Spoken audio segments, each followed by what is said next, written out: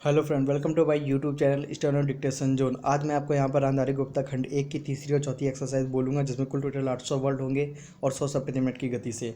अगर आप हमारे चैनल स्टेनो डिक्टेशन जोन पर नए हैं तो चैनल को सब्सक्राइब करें, वीडियो को लाइक करें और इसे शेयर करें।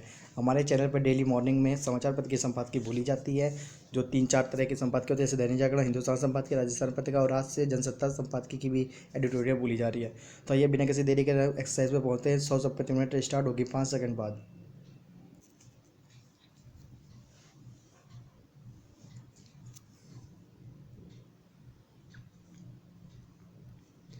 स्टार्ट। सभापति महोदय, किसानों की उपज की आप न अधिक कीमत दे सकते हैं, न अधिक उपजाने के लिए जो साधन देश में उपलब्ध हैं उनकी तरफ आपका ध्यान जा रहा है। जो कुछ आप कर रहे हैं उससे कोई अच्छा भविष्य नज़र नहीं आ रहा है। मैं यही कहना चाहता हूँ कि आप देखें कि आपके कार्यक्रम में कहाँ त्रुटि है, कहाँ कमी है। आपने कर लगा रखे हैं, आपने जो कर लगाए हैं वे तो लगाए ही हैं। हमारे प्रदेश में तो ज़मीन पर 25% ज़्यादा कर भी लगा दिया गया है। इतना बोझ अगर किसान पर होगा तो उसकी कमर टूट जाएगी। वह पहले से टूटी जा रही है, लेकिन वे इन करों को देने के लिए भी तैयार है। यदि आप उस तरह के साधन उन किसानों के लिए तैयार करें। पैरा। हमारे उत्तर प्रदेश के कुछ ज़िले हैं, पूर्वी ज़िले हैं, जहाँ पर बहुत बुरी स्थिति है। हमारे सदन के एक सदस्य ने रो रो कर आपको यह बताया था कि वहाँ लोगों को 2 रुपये मजदूरी में मिलता है।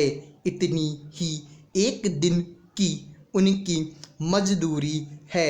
सरकार ने एक आयोग की नियुक्ति की थी ताकि वहाँ पर कुछ विकास के कार्य किए जाए। वह योजना भी अब खटाई में पड़ गई है।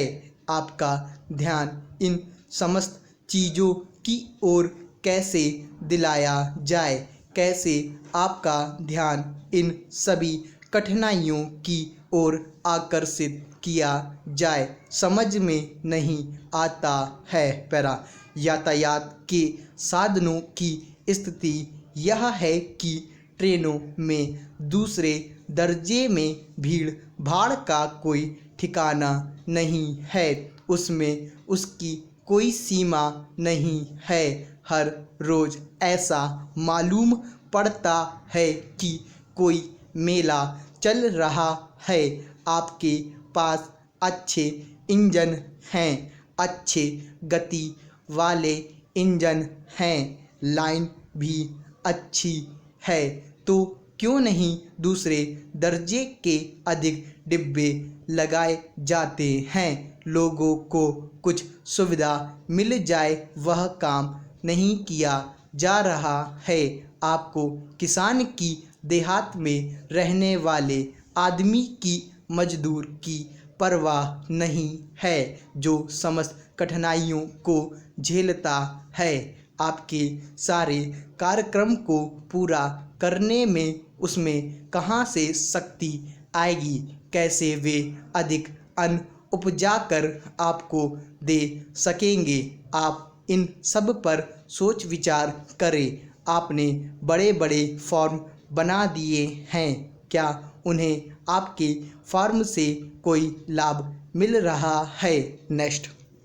सभापति महोदय, सरकार ने कई कृषि फार्म खोले हैं, क्या ये फार्म घाटे में नहीं चल रहे हैं? अगर सारे खर्च जोड़ दिए जाए, बड़े बड़े अधिकारियों के वेतन जोड़ दिए जाए, तो पता चलेगा कि सारे ये कृषि फार्म घाटे में चल रहे हैं। क्या इसी तरह से आप सारे किसानों को घाटे पर खेती करने के लिए मजबूर करेंगे? पैरा, जिस क्षेत्र से मैं आता हूँ वहाँ एक पुल बना है। मैंने 10 वर्ष तक अपनी विधानसभा में इस पुल के लिए कोशिश की है। जिस दिन से मैं यहाँ आया हूँ बराबर उसकी चर्चा करता आ रहा हूँ, बराबर कोशिश कर रहा हूँ। मैं कहता हूँ कि गंगा पर वह पुल बने। उस पुल को बनाने का आश्वासन भी मिला था। एक प्रश्न के लिखित उत्तर में जवाब दिया गया था। यह कहा गया था कि इसको हाथ में लिया जाएगा। अब मालूम हुआ कि उस योजना को उठाकर ताक पर रख दिया गया है और यह पुल नहीं बनेगा। इन लोगों ने क्या कसूर किया है, यह मैं आपसे जानना चाहता हूँ। हमारे क्षेत्र के लोगों ने पाकिस्तान की लड़ाई में सरकार को हर तरह का सहयोग दिया था, हर तरह की सहायता दी थी। हमारे यहाँ के नौजवान भी मोर्चे पर जाकर डटे। जिस समय पाकिस्तान के साथ हमारा युद्ध चल रहा था तो कहीं कोई बात नहीं थी, अन्न की कहीं कमी नहीं थी। अन्न की कमी भी हमारे विरोधी साथी पैदा करते हैं, जो यह चाहते हैं कि सरकार असफल हो जाए। ये लोग जो कहते हैं उसको आप समझें। एक तरफ तो हमारे मित्र की बात है जो देश के बड़े बड़े शहरों में दंगे करवाते हैं, दूसरी तरफ हम हैं जो इनकी बातों को नहीं समझ पाते। इनको सभी वे लोग मिल जाते हैं जो बेकार होते हैं या जो दंगे करवाने के लिए उत्सुक हैं। इसलिए सरकार का इन सारी चीज़ों की तरफ ध्यान जाना चाहिए और उसको सोचना चाहिए कि क्या तरीका इन सब से बचने का हो सकता है। एक ही तरीका हो सकता है कि इन देश में हर आदमी को काम मिले। देहात में लोगों को काम करने के लिए काम मिले। खादी कमीशन की जो योजना है और जो कि एक अच्छी योजना है वह ठीक तरह से चले। सौभाग्य से मैं आर समाज संगठन से संबंध रखता हूँ। स्टॉप। तो ये आपकी डिक्टेशन होगी 800। इसमें कुल टोटल 800 वर्ड थे और 100 प्रति मिनट की गति से।